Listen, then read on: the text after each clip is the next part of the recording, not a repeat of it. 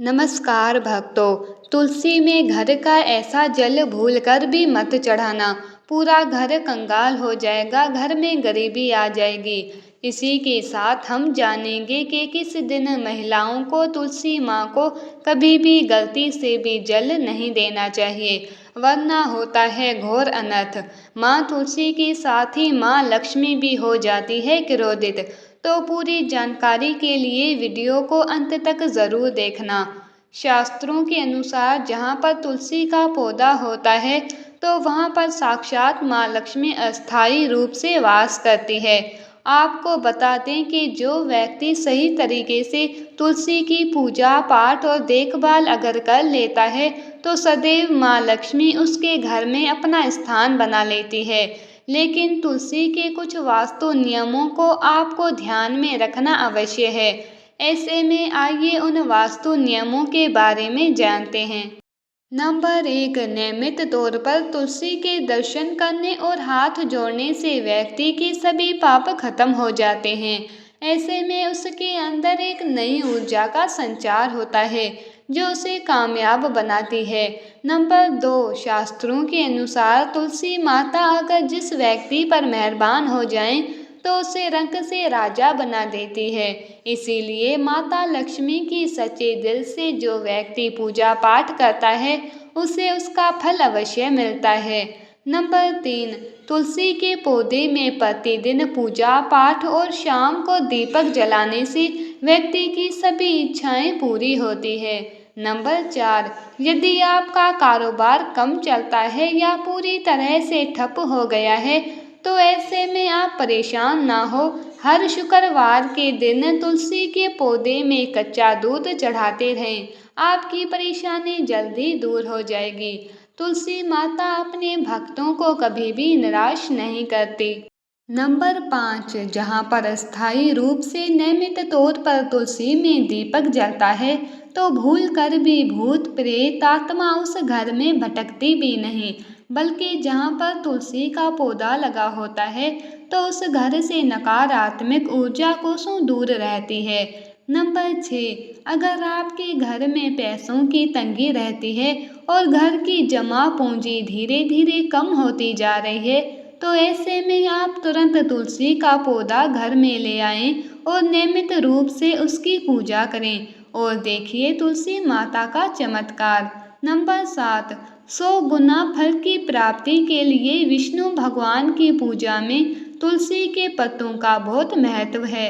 कहते हैं अगर आपके पास भगवान को चढ़ाने के लिए कोई भोग ना हो तो केवल तुलसी का पत्ता चढ़ा दें, वह प्रसन्न हो जाते हैं।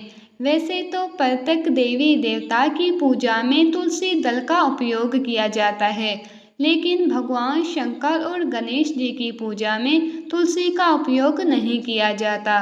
नंबर 8, अगर आपके बच्चे को किसी की बुरी नज़र लगी है तो उसे बचाने के लिए तुलसी के 7 पत्ते और 7 काले मिर्च के दाने मुट्ठी में लेकर बच्चे के सर से पैर तक 7 बार उतार कर घर के पीछे की तरफ रख दें, सब ठीक हो जाता है। ये आपको घड़ी की सुई की दशा में उतारनी है।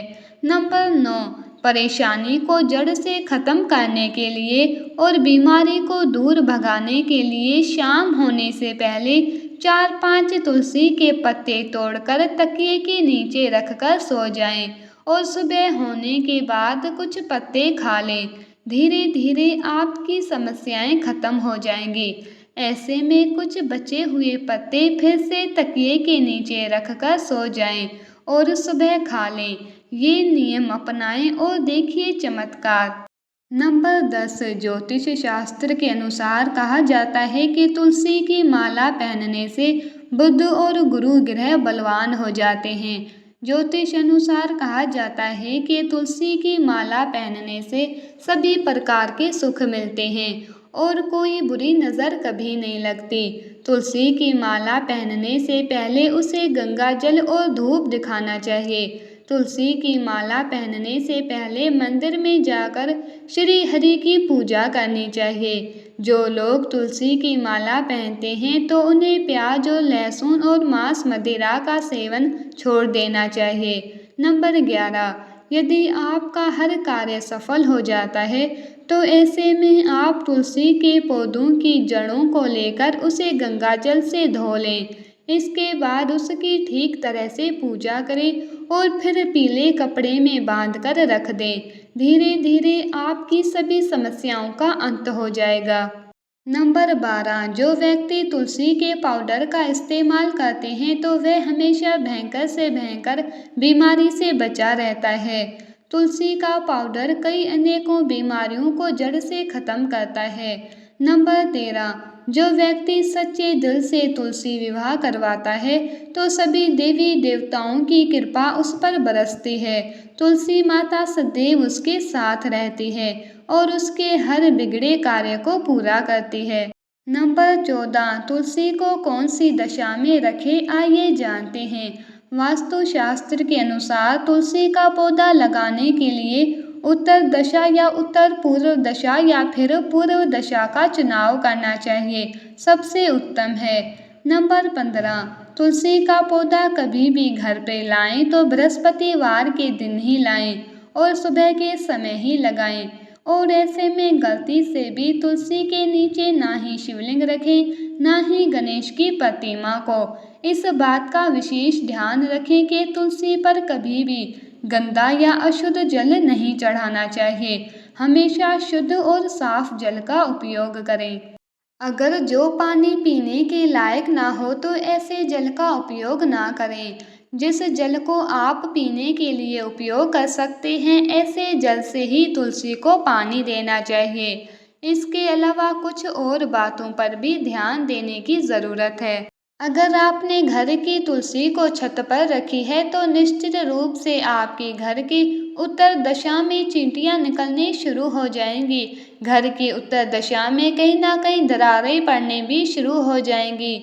जिन लोगों के घर पर तुलसी का पौधा नहीं होता वहां पर कबूतर अपना घोंसला बना लेते हैं। उसे बुरे केतु की निशानी माना जाता है। ध्यान देने वाली बात यह है कि दक्षिण पश्चिम में और दक्षिण में हमेशा श्याम तुलसी रखी जाती है। श्याम तुलसी में पत्तियां बिल्कुल हरी और बड़ी होती हैं। इसे तुलसा जी भी कहते हैं। तुलसा जी को दक्षिण दिशा में रखने पर वास्तु दोष दूर होता है। भक्तों, तुलसी को घर की छत पर रखा शुभ नहीं माना जाता। अगर आपके पास तुलसी जी को छत पर रखने के सिवाय कोई और जगह नहीं है तो एक विशेष उपाय करें। तुलसी को कभी भी अकेले ना रखें, हमेशा उसे केले के पौधे के साथ रखें। दोनों पौधे बिल्कुल साथ में रखें और उसे मोली से बांध लें। इससे आपको वास्तु दोष की हानि नहीं होगी। सबसे ज़्यादा जो महिलाएं सवाल पूछना चाहती हैं वह ये है कि मासिक धर्म के दौरान तुलसी की पूजा की जा सकती है। क्या महिलाएं तुलसी को मासिक धर्म के दौरान जल चढ़ा सकती हैं या नहीं? तो चलिए इसके बारे में भी जान लेते हैं। दोस्तों, मासिक धर्म के दौरान औरतें अपवित्र होती है और इसीलिए मासिक धर्म के दौरान कुछ काम ऐसे हैं जो नहीं करने चाहिए। जैसे अचार को हाथ नहीं लगाना चाहिए, वह खराब हो जाता है। मंदिर नहीं जाना चाहिए, चौराहे पर नहीं जाना चाहिए क्योंकि इससे बुरी नज़र लग सकती है। ऐसे ही पौधों में पानी भी नहीं देना चाहिए, इससे पौधे सूख जाते हैं। और कोई भी धार्मिक कार्य भी नहीं करने चाहिए। इसीलिए आपको मासिक धर्म के दौरान तुलसी को जल भी नहीं अर्पण करना चाहिए। तुलसी व्रत भी नहीं करना चाहिए, तुलसी के पास भी नहीं जाना चाहिए वरना तुलसी का पौधा सूख जाता है। तुलसी अपवित्र हो जाती है। तुलसी की पवित्रता का खास ख्याल रखना चाहिए। मासिक धर्म के दौरान चौथे दिन स्नान करने के बाद भी आपको कोई धार्मिक कार्य करना चाहिए। दोस्तों, वीडियो में दी गई जानकारी अगर आपको अच्छी लगी तो वीडियो को लाइक करना, चैनल को सब्सक्राइब करना मत भूलना। मिलते हैं अगली वीडियो में। बहुत बहुत धन्यवाद।